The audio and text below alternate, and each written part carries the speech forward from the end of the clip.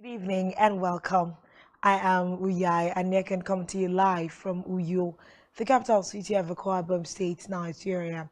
This is Spotlight Africa brought to you by Spectrum Television and Planet Radio. Today on Spotlight Africa, Tunisia signs border policing deal with the European Union. US envoy to make refugee plea in Kenya amid Sudan crisis.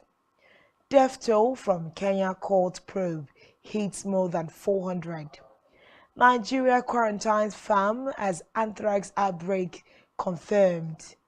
Plus, Sudan's RSF takes control of South Darfur town. The stories are all just ahead on Spotlight Africa. Do stay with us.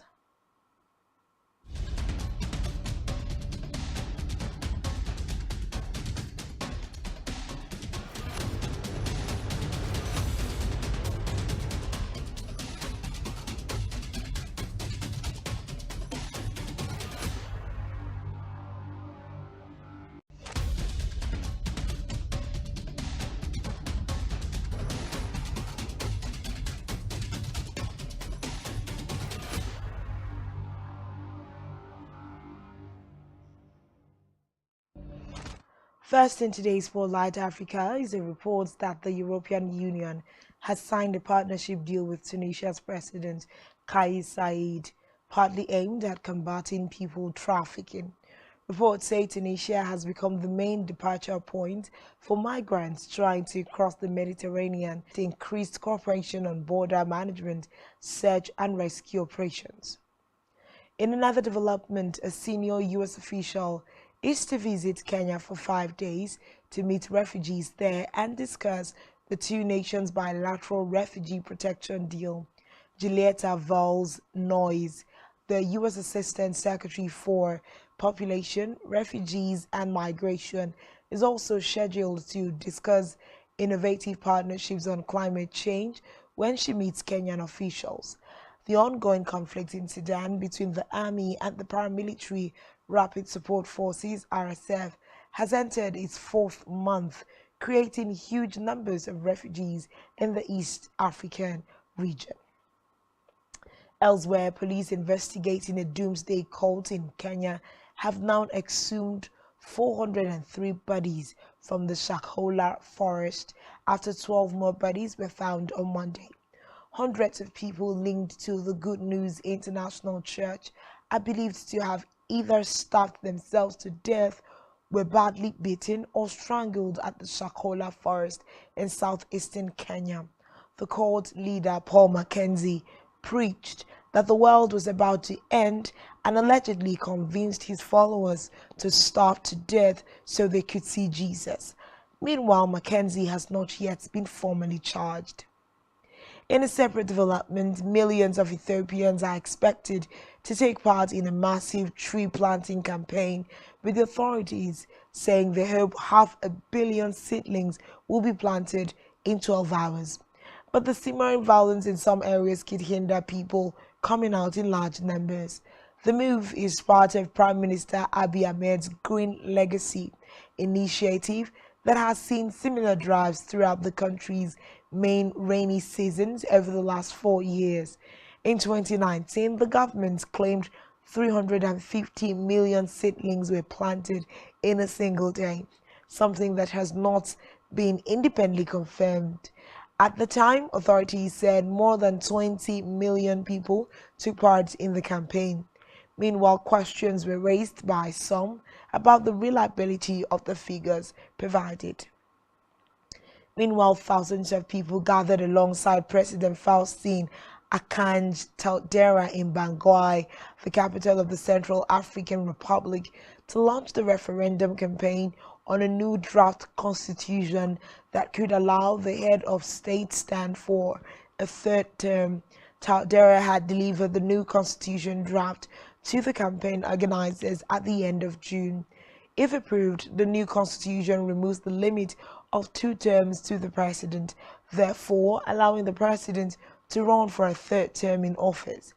Reports say the draft constitution, which will also ban dual citizens from running for the top office, has triggered protests from the opposition. the latest of which was held last Friday, where opposition leaders led a march of around 500 people under the heavy security from the CAR security forces and the United Nations peacekeeping mission, MINUSCA. In another development, several heads of state and activists have reiterated the need to protect the gender equality gains made so far globally at the opening of the Women Deliver Conference in Rwanda. Now, according to reports, the summit is considered one of the world's biggest on gender equality and is being held for the first time in Africa. Speaking at the conference, President Paul Kagame said political pushback against women's equality means that they still suffer the most when it comes to global crises like climate change.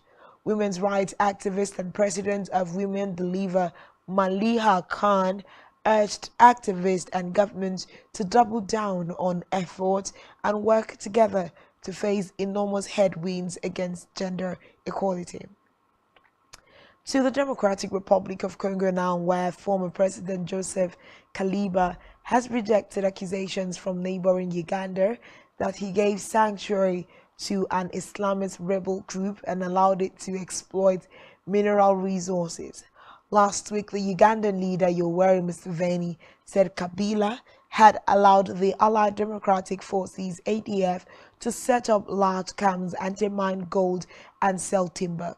Now, according to reports, the ADF was created in the 1990s and took up arms against President Museveni, alleging persecution of Muslims. We move now to Sudan, where the paramilitary force fighting against the army has taken control of a town in South Darfur, with further reports of human rights abuses. Clashes between the Rapid Support Forces, RSF, and the army have forced several thousands of families to flee the town of Kaz. There are reports of RSF fighters looting or destroying government buildings and markets. Reports say since the war broke out in mid-April, non-Arab communities across Darfur have been targeted by the RSF and allied Arab militias. Meanwhile, heavy fighting is continuing in the capital, Khartoum, and several other areas as regional and international mediation efforts continue to end the conflict. Meanwhile, Morocco says that Israel has become the latest country to recognize its sovereignty over the disputed territory of Western Sahara. The Moroccan Foreign Office said King Mohammed had received a letter from Israeli Prime Minister Benjamin Netanyahu confirming Israel's support for its claim. Countries including Saudi Arabia and Jordan had already recognized the claim by Rabat, while more than 40 countries support its independence.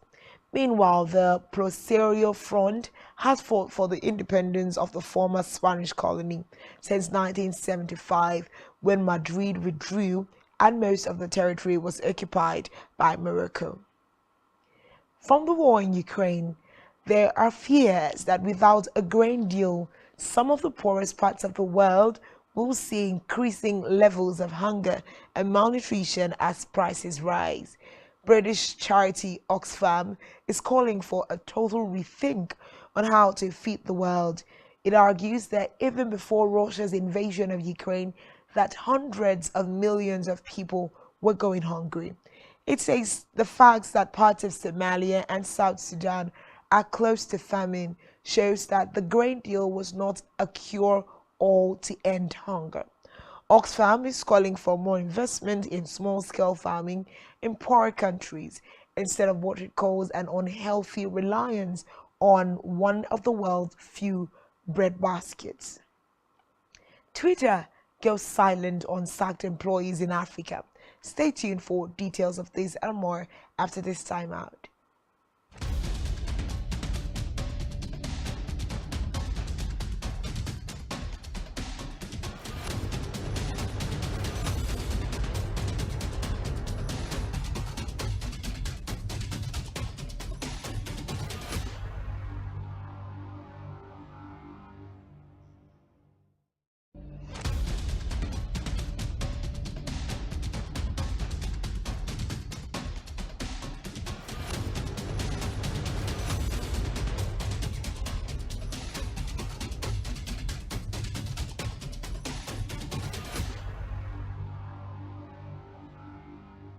Thanks for staying tuned, and now to the rest of the stories on Spotlight Africa. In Cameroon, unidentified gunmen in the English-speaking part of the city have killed at least 9 people, including a newly married couple. Simplici Lotonzi Nsumini, 37, and Helene Raisa Tanga, 25, were parents to 3 children and owned a phone shop. The attack in Bambera is being blamed on separatist rebels. The gunmen arrived at a busy junction in 2 unmarked vehicles, shouting at people to lie down, but then started shooting when some panicked residents tried to run away. Eyewitnesses say gunmen accused the victims of being blacklegs, suggesting they were either collaborating with the government or not respecting the orders of the separatists. Elsewhere, a 5-story building has collapsed in Cairo, killing at least 8 people. Now, according to reports, the building was located in a dense spot of Hadayek El Koba in central Cairo. It is not uncommon for buildings to collapse in Egypt due to poor construction standards in some areas. And of course, authorities in Cairo have called in for investigation through the landowner, the building constructor, and of course, we expect that in the next couple of days, justice will be served. We move back now to Nigeria, where the national chairman of the ruling party, the All Progressives Congress (APC), has quit the position nearly 5 months after leading the party to a presidential victory at the polls. Senator Abdullahi Adamu, a former governor of the central Nasarawa state, is said to have resigned along with the national secretary of the party, Senator Iyola Omishore. He became the head of the party just months before the February general elections. There has been infighting within the party's leadership since President Bola Tinubu assumed office nearly 2 months ago. The chairman's resignation may signal a huge crack in the party, which could have a significant impact on the president's cabinet appointments and presidential primaries. He faced a backlash for his reported support of Senate President Ahmed Lawan to run for head of state. Meanwhile, Nigeria is gearing up to stop the spread of anthrax after cases were reported at a livestock farm northwest of the capital, Abuja. The outbreak was confirmed by the Agricultural Ministry after symptoms of the disease were discovered at a farm in Gajiri along the Abuja-Kaduna motorway in Niger State. The farm, which has cattle, sheep, goats, and poultry, has been placed under quarantine, and 50,000 doses of anthrax vaccine have been sent to the area. Anthrax primarily affects livestock animals. Humans can also be infected when they come into direct contact with infected animals or consume products from them. Away from that, Morocco is no stranger to high temperatures, but in recent days, staff at the capital's Rabat Zoo have taken extra precautions. Frozen meals are being fed to the animals, taking into account the specific diet of each. Mammals and birds are most at risk from the heat wave, and staff are warned to limit the quantity of frozen food the animals eat so they do not suffer side effects. Some of the animals are also getting cold showers, and blocks of ice are being put in their enclosures to cool them down. Temperatures today are expected to top 40 Celsius, 104 Fahrenheit in several towns and cities across Morocco, including Fez, Zagora, and the tourist hotspot of Marrakesh. In a rather sad development, 13 people have been killed in a traffic accident north of Ethiopia's capital, Addis Ababa. Among them was a mother and her 4 children, the youngest of whom was just a year old. The road conditions were said to be poor. According to Dagam Area Inspector Shamilis Boresa, the accident happened when a heavy truck carrying fertilizer smashed into a van after hitting 2 other vehicles. Despite the relatively small number of vehicles in Ethiopia, thousands of people die on the country's roads each year. Away from that, former Twitter employees who were based in Ghana say the company has gone silent on all negotiations with their lawyers following the massive layoffs in November last year. They also say their severance packages have not been paid. Agency 77, which is representing the aggrieved former staff members, says Twitter has not communicated with them or the staff since May, when negotiations were almost concluded. The agency says the social media giant, through its legal team, had almost reached an agreement to pay the fired staff members 3 months' salaries and repatriation funds for those employed from outside Ghana, but it has remained quiet for weeks. Agency 77 says it is now exploring other ways to proceed. It fears that the lack of a settlement could set a bad precedent for how foreign-based companies treat employees in Ghana. It will be recalled that Twitter opened its only Africa office in Ghana last November and had about a dozen employees, but they were then laid off as part of the global staff call introduced by Elon Musk when he cancelled a planned concert at the Giza Pyramids by US rapper Travis Scott. Reports say the syndicate cited security and offense to traditions as the reasons for the decision. International music stars often perform at the venue near the capital, Cairo, but recently there has been backlash against music deemed improper in Egypt.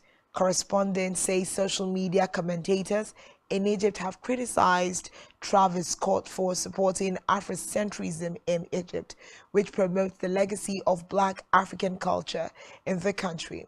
It will be recalled that the comedian Kevin Hart had to cancel his show in Cairo in February following outrage over his claims that Black Africans were pharaohs.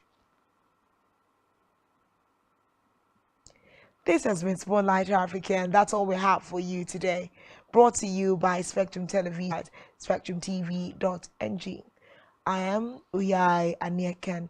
Thanks for being a part of Spotlight Africa. Do enjoy the rest of your evening.